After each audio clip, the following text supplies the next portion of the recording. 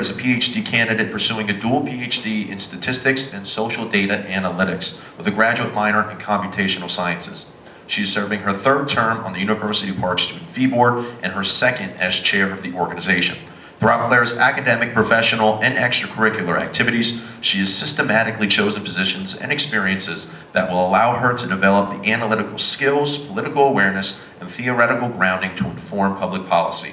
Claire's research lies at the intersection of data analytics, criminology, public health, and political science. Her goal is to inform evidence-based practice and policy on violence and crime using the power of big data. Claire will speak about future opportunities and challenges facing the student fee process, so please join me in welcoming Claire to the stage.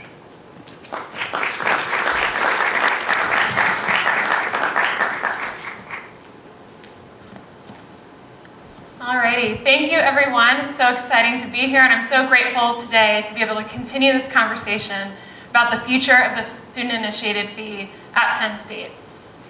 So what is the student-initiated fee? You probably see this line on your Penn State bill every semester. This is actually a screenshot from my bill from a couple of semesters ago that says UP student fee. And the Penn State student-initiated fee is actually $265 per full-time student per semester. But this line on your bill doesn't give you a lot of information about it. You don't know how it's decided, you don't know where it goes, and you don't know who does the deciding.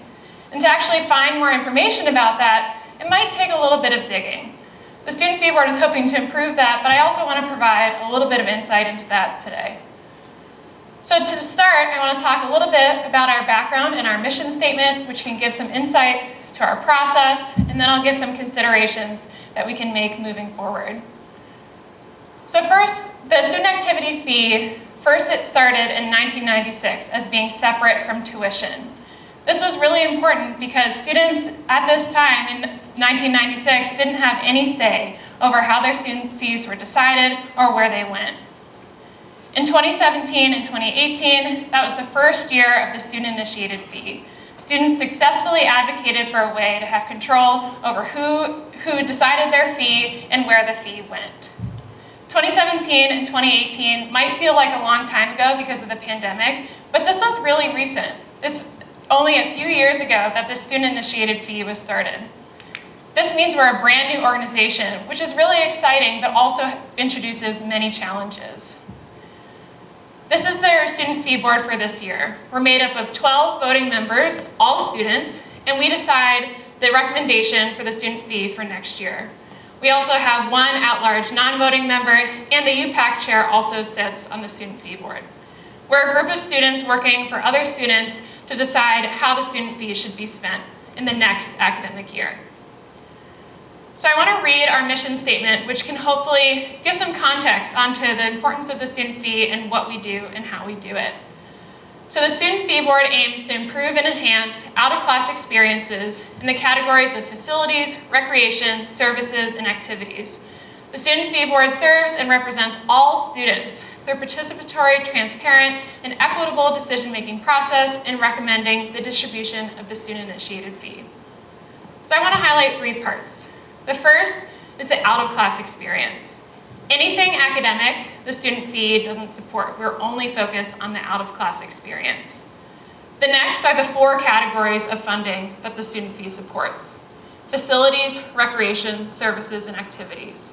Hopefully that can give you an idea of the kind of thing and the kind of funding that the student fee provides, but we'll go into that in more detail in a second. The last is about our process. We really try to engage students in all parts of our process, but that's something that's also equally part of our mission and our vision. Moving forward, we're always looking forward to finding new ways to better engage students in our process. So what is our process?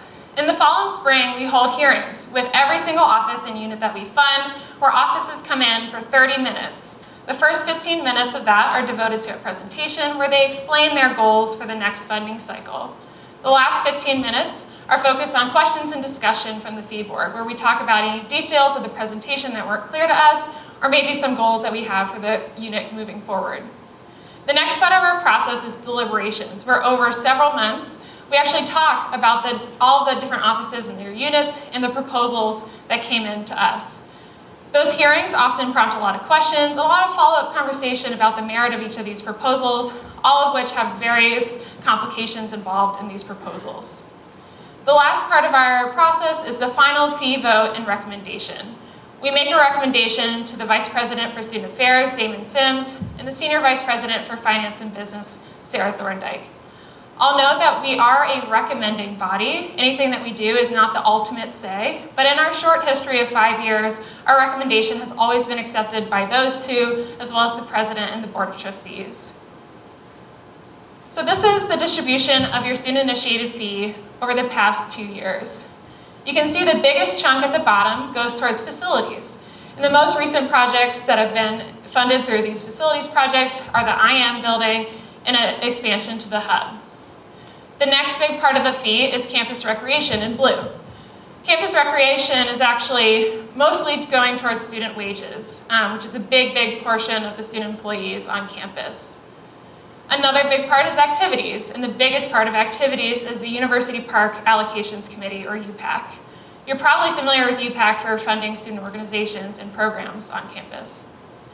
Another big part is services on campus. The student fee provides some funding towards student legal services and counseling and psychological services on campus. A very, very small part in orange at the top is your student governments. The Graduate and Professional Student Association, the University Park Undergraduate Association, and the Council of Commonwealth Student Governments all receive funding from the student-initiated fee. So these are the 4 broad categories, and hopefully they can provide some insight as to how we work and how we function. But actually, the Student Fee Board makes recommendations on over 30 individual units this year. We are going through every single unit individually and making really complex decisions about every single unit that we consider. So it's a tough job, but I think it is really rewarding to have that student input throughout the process. So moving forward, what are some considerations that we can make as a Student Fee Board, but also as a Penn State community? Because we're such a new organization, awareness is increasing, which is really exciting. It's great that offices are getting to know the Student Fee Board and that we can increase awareness on campus. But it also introduces some challenges. This year alone, we received almost $3 million in new fee requests. And these are from things that are so deserving of student funds, like Student Disability Resources, the Lions Pantry, and others. We've also received many, many different requests for funding of brand new buildings on campuses. And these include an expansion to the hub, a brand new well-being building, a renovation to Fisher Hall, a brand new natatorium, and an expansion to Stone Valley Recreation Area, which is off campus. Just these projects alone cost over $500 million to build. The Student Fee Board annual funding is only $25 million. So you can imagine that it's going to take a long time to be able to fund these projects and to fund our new fee requests without expanding the student fee to something that's no longer affordable to Penn State students. So what considerations do we need to make moving forward? I think we really need to balance these 2 questions of what should the fee board and therefore students prioritize, and where should the university invest? And I think there are a few elements of that discussion. First, it's so wonderful and it's so appreciated that students actually get a say over how their student fees are spent. That's not common across universities across the US, and it's really a great opportunity for students to have a real say in how their student fees are spent.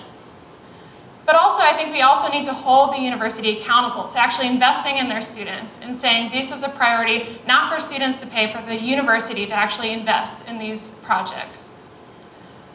One brand new idea that was formed last year to kind of pilot this initiative and sort of see this, how we can find this balance between where students prioritize and invest and where the university also invests, is through the Environmental Sustainability Fund. This initiative was made so that we can try to leverage matching funding from the university, where both students and the university are contributing funds towards these new initiatives. But moving forward, I think what we ultimately need is more student feedback. We have many, many different mechanisms for this to happen. The first is public comment. Every single Friday, we meet at 8 to 10, which is not a super attractive time, 8 to 10 a.m., but we have public comment in every meeting, and you can also submit public comment by email. That public comment is a great opportunity to give feedback on anything that we're covering in our process, and we absolutely love when students come, either in person, on Zoom, or over email to give their feedback. We also have focus groups on very focused topics like facilities and others, where we try to get very targeted student impact and input on these different projects. We also sometimes release polls on our social media on things like the Environmental Sustainability Fund and facilities to see what the student priorities are beyond just the 12 voting members in the room. So I really hope to see you at a Student Fee Board meeting soon. I know it's 8 to 10 in the morning, but if you can't come in person, we'd welcome you over Zoom, and we really hope that you do engage with us in this very important process at Penn State. Thank you.